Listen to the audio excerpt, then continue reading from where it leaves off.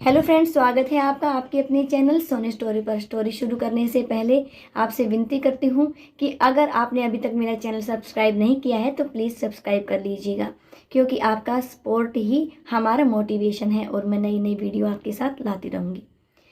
संयुक्त परिवार के एक पति पत्नी में काफ़ी बड़ा झगड़ा हुआ। यह झगड़ा उन छोटे मोटे झगड़ों से ज़्यादा गंभीर था जो हर पति पत्नी में सामान्यतः होता है, क्योंकि इस झगड़े में एक दूसरे की आलोचना करते करते बात इतनी बिगड़ गई थी कि पति पत्नी एक दूसरे से अब तलाक मांगने तक की बातें करने लगे थे। परिवार के बाकी के सभी लोग बहुत परेशान हो गए और वे सब किसी तरह इन दोनों को समझाकर इस झगड़े का अंत करना चाहते थे। जब सभी के प्रयास काम नहीं आए तो वे लोग पति पत्नी के इस जोड़े को घर के सबसे बुजुर्ग सदस्य यानी दादाजी के पास लेकर गए।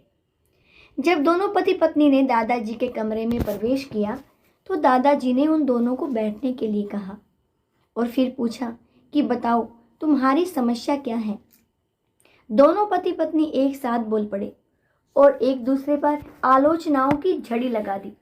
जितनी कमियां पत्नी अपने पति में गिना रही थी, उससे ज़्यादा कमियां पति भी अपनी पत्नी में गिना रहा था और कई मिनटों तक यह सिलसिला चलता रहा। दादाजी ने इन दोनों को नहीं रोका और इनको अपना अपना गुस्सा एक दूसरे पर उतारने दिया। आखिर में जब दोनों एक दूसरे की बुराइयां करके थक गए और शांत हो गए, तब दादाजी ने उन दोनों से कहा, अब दोनों एक दूसरे की कुछ अच्छाइयां बताओ। जब अच्छाई बताने का समय आया तो दोनों ही पति और पत्नी एकदम से चुप हो गए। शायद गुस्से में उन्हें कुछ याद नहीं आ रहा था, फिर गुस्से की वजह से ही वे एक दूसरे की अच्छाइयाँ बताना नहीं चाहते थे। दादाजी ने यह बात भी महसूस कर ली। थोड़ी देर तक जब कोई भी नहीं बोला, तब दादाजी ने कहा, अच्छा ठीक है, यह लो पेपर और पेन और एक दूसरे की अच्छाइयाँ इसमें लिखो। पति पत्नी दोनों ने ही पेपर और पेन लिया और एक दूसरे से काफ़ी दूर जाकर बैठ गए। थोड़ी देर तक ना पति ने कुछ लिखा ना पत्नी ने। फिर पति ने पेपर में कुछ लिखना शुरू किया। उसे देखकर पत्नी ने भी अपने पेपर में लिखना शुरू कर दिया। ऐसा लग रहा था जैसे दोनों एक दूसरे से कंपटीशन कर रहे हों।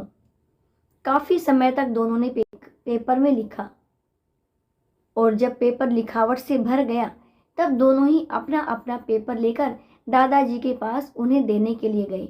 दादाजी ने उन दोनों के ही पेपर लेने से मना कर दिया और कहा कि अपने अपने पेपर एक दूसरे को दे दो और अब एक दूसरे के पेपर पढ़ो। पति ने पत्नी को और पत्नी ने पति को अपना पेपर दे दिया। वे एक दूसरे के पेपर पढ़ने लगे। थोड़ी देर बाद पति और पत्नी दोनों के ही आंखों में आंसू थे। पेपर में अपने बारे में लिखी अच्छाइयाँ पढ़कर पत्नी तो फूट फूट कर रोने लगी।